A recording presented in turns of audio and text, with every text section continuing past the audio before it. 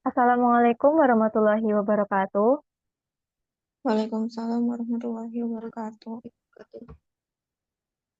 Alhamdulillahirabbil alamin. Wassalatu wassalam ala asrofil anbiya wal mursalin wa ala alihi wa ashabihi ajma'in. Yang terhormat dosen pengampu mata kuliah Bahasa Indonesia kelas 47. Miss Romakyo, saya Saniro, M. Home. Saya perwakilan dari kelompok 7 sebagai moderator pada presentasi kali ini. Sebelumnya, izinkan kami untuk memperkenalkan diri terlebih dahulu.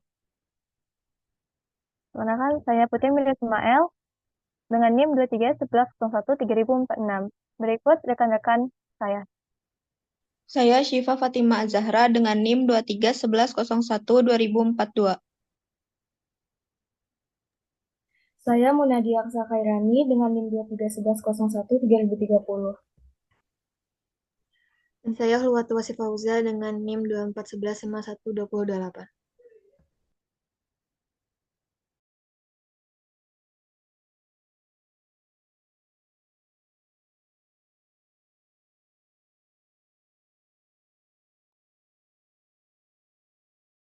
Baiklah, berikut adalah screenshot berupa bukti dari jurnal yang telah kami submit.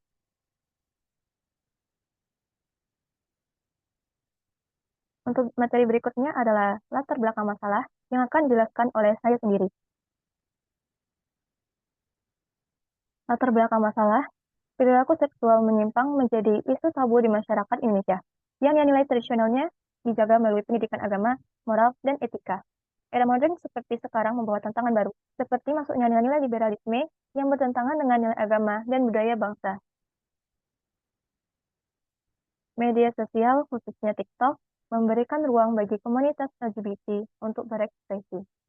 Salah satu contohnya adalah konten Ragil Mahardika, yang menggunakan bahasa inklusif untuk menarik perhatian pengikutnya. Namun, bahasa dan konten tersebut sering dianggap sebagai upaya normalisasi perilaku menyimpang oleh sebagian masyarakat yang menjunjung nilai-nilai agama dan tradisional. Islam sebagai agama terbesar di Indonesia secara tegas melarang hubungan sesama jenis dan memandang perilaku ini bertentangan dengan fitrah manusia. Penelitian ini bertujuan mendalami penggunaan bahasa dalam unggahan TikTok Ragil Mahardika, khususnya dalam konteks penyimpangan seksual, untuk memahami bagaimana bahasa tersebut digunakan sebagai sarana komunikasi dan dampaknya terhadap nilai-nilai agama serta masyarakat.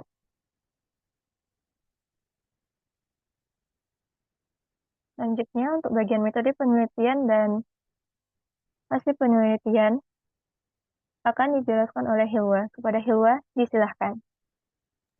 Baiklah, terima kasih kepada moderator. Selanjutnya ada metode penelitian. Penelitian ini menggunakan pendekatan kualitatif deskriptif dengan metode analisis isi konten untuk mengeksplorasi pola penggunaan bahasa dan representasi perilaku seksual menyimpang dalam konten TikTok Ragil Mahardika. Data utamanya adalah format video yang diunggah Ragil Mahardika di TikTok dengan kriteria seleksi berdasarkan relevansi konten terhadap isu LGBT serta respon masyarakat yang terpantau melalui kolom komentar. Dalam perspektif bahasa Indonesia, fokus penelitian diarahkan pada analisis struktur bahasa, gaya komunikasi, serta strategi retorika yang digunakan dalam menyampaikan pesan kepada publik. Dari perspektif agama, Islam, hasil temuan dianalisis dengan membandingkan nilai-nilai moral yang diatur dalam Al-Quran dan Hadis.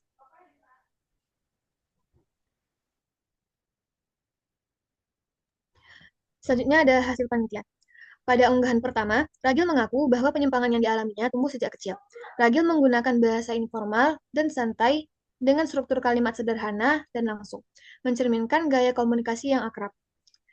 Dalam Islam, pernyataan Ragil tentang ketertarikannya terhadap sesama jenis sejak kecil dipandang sebagai penyimpangan fitrah manusia. Islam menekankan pentingnya mengontrol perilaku menyimpang dan mengikuti aturan moral agama. Selanjutnya, pada unggahan yang kedua, Ragil menegaskan bahwa orientasi seksualnya bukan akibat didikan, tetapi sudah ada sejak lahir. Video ini menggunakan bahasa informal dengan kalimat panjang dan kompleks, menekankan ide bahwa orientasinya merupakan bagian dari dirinya. Dalam Islam, meskipun individu merasa memiliki kecenderungan tersebut sejak lahir, ajaran agama tetap menekankan untuk mengontrol perilaku menyimpang dari prinsip-prinsip moral dan tetap mengarahkan individu untuk mengikuti aturan yang sesuai dengan kondisi yang sesungguhnya. Baik, sekian dari saya, dikembalikan kepada moderator. Baik, terima kasih kepada Hilwa. Untuk bagian selanjutnya adalah lanjutan dari hasil penelitian dan simpulan serta saran yang akan dibacakan oleh Syifa. Kepada Syifa, disilahkan. Terima kasih kepada moderator. Hasil penelitian menganalisis penggunaan bahasa dalam konten TikTok Ragil Mahardika, seorang gay yang secara terbuka mengungkapkan orientasi seksualnya bersama pasangannya. Konten ini dinilai bertentangan dengan ajaran Islam yang melarang hubungan sesama jenis, seperti disebutkan dalam Al-Quran surat Al-A'raf ayat 80-81. Sebagai negara dengan mayoritas penduduk beragama Islam, Indonesia menunjukkan resistensi yang tinggi terhadap gerakan LGBT, yang tercermin dari sikap negatif masyarakat terhadap konten LGBT pada komentar konten TikTok Ragil Mahardika. Hal ini sejalan dengan teori persepsi yang menyatakan bahwa latar belakang budaya dan agama mempengaruhi pandangan seseorang terhadap suatu fenomena. Untuk menurunkan risiko perilaku seksual menyimpang, diperlukan pendidikan agama yang kuat sejak dini, pendekatan psikologis, dan penguatan peran keluarga. Lingkungan keluarga yang mendukung pembentukan moral anak akan membantu menciptakan pribadi yang sesuai dengan nilai agama dan budaya, sehingga mampu menghadapi pengaruh negatif dari media sosial, lingkungan yang buruk, maupun arus budaya yang bertentangan dengan nilai-nilai Islam. Simpulan signifikan dalam menyebarkan konten LGBT. Dengan menggunakan gaya bahasa informal serta santai yang digunakan oleh Ragil Mahardika. Penggunaan bahasa yang santai dan komunikatif dalam konten tersebut mencerminkan identitas penutur serta dapat mempengaruhi persepsi pengguna TikTok. Konten LGBT di media sosial berpotensi menjadi alat normalisasi terhadap perilaku yang dinilai menyimpang dan juga bertentangan dengan nilai agama dan moral. Saran, pendidikan agama yang kuat sejak dini, pendekatan psikologis dan penguatan peran keluarga dalam memberikan pendidikan moral dan agama dapat menurunkan resiko berperilaku seksual menyimpang, bijak dalam bermedia sosial dan memilah informasi agar tak terjerumus dalam hal yang dibenci Allah seperti LGBT. Dikembalikan kepada moderator. Baiklah, terima kasih diucapkan kepada Syifa. Selanjutnya yaitu luaran yang kami gunakan berupa pesan infografis dan kesan serta pesan yang akan dibacakan oleh Muna. Kepada Muna, disilahkan. Baiklah, ini adalah contoh luaran poster yang kami gunakan.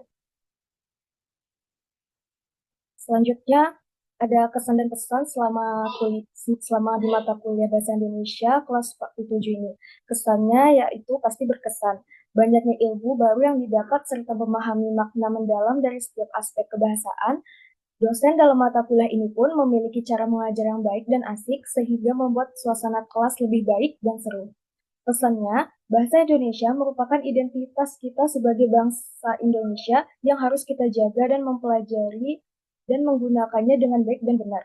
Bahasa Indonesia juga harus dilestarikan nilai-nilai budayanya yang ada di dalamnya. Melalui mata kuliah inilah, semoga dapat menumbuhkan rasa cinta dan bangga terhadap bahasa Indonesia, bangsa nasional yaitu bahasa Indonesia. Baik, terima kasih kepada Muna.